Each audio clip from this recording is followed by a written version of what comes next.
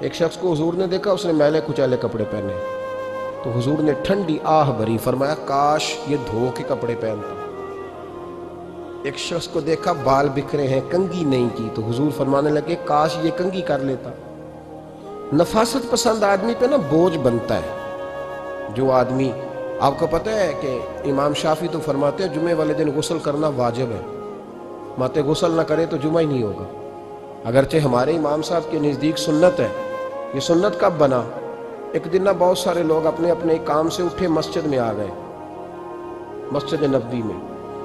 کوئی کسان تھا تو کھیت سے اٹھ کے آ گیا، کوئی مزدور تھا تو مزدوری سے اٹھ کے آ گیا۔ تو مسجد میں جب بہت سارے لوگ جمع ہوئے نا، تو بعض لوگوں کو دقت محسوس ہوئی، تو رسول کریم علیہ السلام نے فرمایا کتنا ہی اچھا ہو کہ تم جمعے والے دن نہا کے آیا کرو۔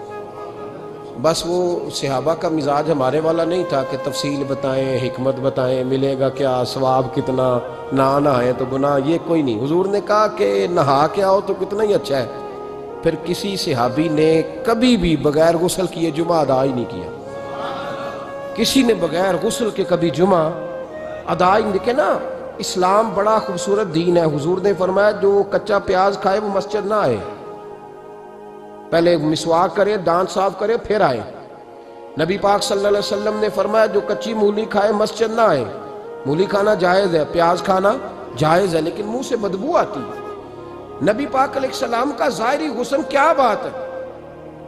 میلاد مبارکہ میں نبی پاک علیہ السلام کی جو چیز بڑی کھل کے واضح آتی ہوتی ہے وہ رسول اللہ کا حسن و جمال ہے۔ آپ کی والدہ، آپ کی والدہ، آپ کی والدہ سیدہ طیبہ طاہرہ حضرت سیدہ آمنہ رضی اللہ تعالیٰ، اماں جی کہتی ہیں کہ میرے محبوب جب میرے بطن اقدس میں آئے تو جو تکالیف عورتوں کو ہوتی ہے مجھے ان میں سے کوئی تکلیف بھی نہیں ہوئی، اور اماں جی کہتی ہیں مجھے کبھی کوئی ثقل، کوئی بوجھ محسوس نہیں ہوا، اور فرماتی ہیں کہ جو ولادت کے وقت لوگوں کو، عورتوں کو تکلیف ہوتی ہے مجھے وہ بھی نہیں ہوئی، اور فرماتی ہیں کہ نبی کریم علیہ السلام پیدا ہوئے تو ہمیں حضور علیہ السلام کی ناف کو کاٹنا نہیں پڑا، ناف بریدہ پیدا ہوئے، ختنہ شدہ پیدا ہوئے۔ آپ کو پتہ ہے عورتیں غسل دیتی ہیں بچے کو پیدا ہونے کے بعد، لیکن میرے محبوب نے سجدہ ہی کر لیا پیدا ہوتے ہی، امتی امتی کہتے ہوئے پیدا ہوئے۔ حق نے فرمایا کہ بخشا الصلاۃ والسلام، اور پہلے سجدے پر روز ازل سے درود۔ میرے امام فاضل بریلوی کا جو انداز تکلم ہے نا، اس کی بھی حد ہی کوئی نہیں، کوئی حد ہی نہیں، کہاں تک ان کی محبت جاتی۔ کہنے لگے پہلے سجدے پہ روز ازل سے درود، یادگاری یہ امت پہ لاکھوں سلام، یادگاری یہ امت پہ لاکھوں سلام۔ بتائیے بغیر وضو کے، بغیر غسل کے سجدہ ہو جاتا ہے؟ تو حضور نے سجدہ کر کے بتایا کہ اللہ نے مجھے پاک صاف پیدا کیا ہے۔ نبی پاک صلی اللہ علیہ وسلم کی والدہ نے جب یہ باتیں ارشاد فرمائیں تو لوگوں نے پوچھا ان سے کہ اماں جی پھر آپ ایک جملے میں بتائیں کہ ماجرا سارا کیا تھا، آخر ایک ولادت تو ہوئی نا، آپ کے وجود اطہر سے ایک بچہ تو نکلا، تو یہ کیا تھا؟ تو سیدہ آمنہ فرمانے لگی خارج منی نور، بس میرے وجود سے ایک نور نکلا ہے، بس میرے وجود سے ایک، اور روشنی آتی جاتی ہے تو کسی کو تکلیف نہیں دیتی، ایک نور نکلا۔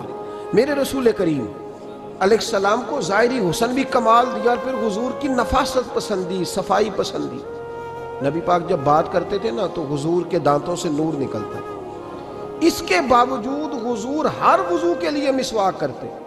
میں نے ہر نماز کے لیے نہیں کہا، میں اپنے لفظوں کا ذمہ دار ہوں۔ کس کے لیے بولے آپ حضرات؟ ہر وضو کے لیے، یعنی اگر نبی پاک نے وضو نماز کے لیے کیا تب بھی مسواک کی، اور اگر قرآن شریف کی تلاوت کے لیے کیا تو پھر بھی مسواک کی، کسی اور موقع کے لیے وضو فرمایا تو پھر بھی مسواک کی۔ اور سیدہ عائشہ فرماتی ہے جب بھی حضور گھر سے نکلنے لگتے پہلے مسواک فرماتے، حالانکہ رسول پاک کے دندان اقدس تو نور والے تھے، ضرورت ہی نہیں تھی۔ ہماری تعلیم کے لیے نفاست پسندی۔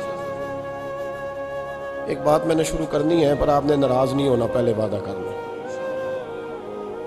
جڑے نہیں بولے انہوں نے کی رہتا ہو جانا ہے، چلو ہو جائے جی، کوئی گل نہیں، خیر ہے، ہو جائیں آپ ناراض۔ نبی پاک نے بڑی مونچھیں نہیں پسند کی، حضور کو اچھی نہیں لگتی۔ ایک بات پوچھتا ہوں آپ سے، یہ درد دل ہے میرا اور صرف سمجھانے کے لیے عرض کر رہا ہوں، کوئی تنقید نہیں، اللہ تعالیٰ مجھے نیت کا وضو عطا کرے۔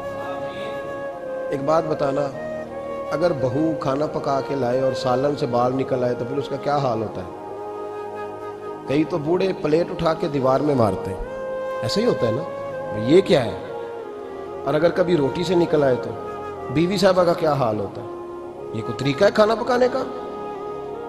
اور اللہ تعالیٰ معاف کرے، اگر کبھی ہوٹل میں چلے جائیں امیر لوگ 15,000 کا ڈنر کرنے، تو وہاں کسی سالن کی پلیٹ سے بال نکل آئے تو پھر تو پیسے کیا دینے ہیں، پھر تو ان کو اور جرمانہ ہو جاتا ہے۔ یہ تو سارے بال نکل آئے تو مشکل، اور ویسے بھی جو نفاست ہے نا طبیعت کی، اس پر بوجھ بنتا ہے، بال کھانے میں ہو آٹے میں ہو تو بوجھ بنتا ہے۔ تو بڑی مونچھوں والا دوست بھائی بزرگ جب پانی پیے گا تو بال پانی میں جائیں گے کہ نہیں جائیں گے؟ حکیم اور ڈاکٹر کہتے ہیں کہ کینسر کے مرض کا خطرہ ہے۔ اب باقی بھی راضی نہ ہو، حضور نے بڑی مونچھیں بھی پسند نہیں کی اور چھوٹی داڑھی بھی پسند نہیں کی۔ حضور نے فرمایا داڑھیاں بڑھاؤ، مونچھوں کو پست کرو، مشرکین کی مخالفت کرو۔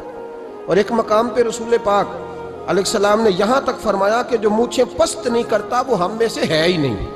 اتنے سخت لفظ۔ ایک صحابی تھے، آپ یقین کریں نا، کئی دفعہ دوستوں کو کہنا پڑتا ہے، اور کئی دفعہ نا مجھے محسوس ہوتا ہے کہ یار ہم روز ہی کہتے ہیں، لیکن کہتے پتہ کیوں ہے کہ بوجھ بنتا ہے وہ بندہ جو اس طرح کی تباہ کے ساتھ آتا ہے۔ یہ حضور نے پسند نہیں کیا۔ ایک شخص نبی پاک کے سامنے آیا، قاضی عبدالدائم دائم صاحب نے لکھا ہے، بڑی خوبصورت بات لکھی ہے، کہنے لگے حضور کے سامنے وہ اکثر آیا کرتا تھا تو مونچھیں بڑی تھی، حالانکہ داڑھی بھی بڑی تھی، مونچھیں بھی بڑی تھی۔ 2-4 دفعہ حضور نے باتوں میں تات اللفظ سمجھایا۔ کچھ بندے نہیں سمجھتے، تات اللفظ سمجھاؤ یا بڑا کھول کھول کے سمجھاؤ پر بات سمجھنے کو تیار نہیں ہوتے۔ پتہ نہیں کیا ایسا حسن ہے بھئی، جو حسن نبی پاک نے پسند نہیں کیا وہ کبھی حسن ہو سکتا ہے، کبھی خوبصورتی ہو سکتی ہے؟ وہ کسی کا ذاتی کلچر تو ہو سکتا ہے پر دین کی تہذیب نہیں۔ نبی کریم علیہ السلام نے کئی دفعہ سمجھایا تو ان کی سمجھ میں بات نہ آئی۔ ایک دن وہ بیٹھے ہوئے تو حضور نے ایک صحابی سے فرمایا کینچی لاؤ۔ کہنے لگے میں سمجھ گیا کہ میرے ساتھ کچھ ہونے لگا ہے۔ ساتھ ہی حضور نے فرمایا ایک مسواک بھی لانا۔ کہنے لگے میں نے کہا بچت ہو گئی، میرے تو دانت صاف ہے۔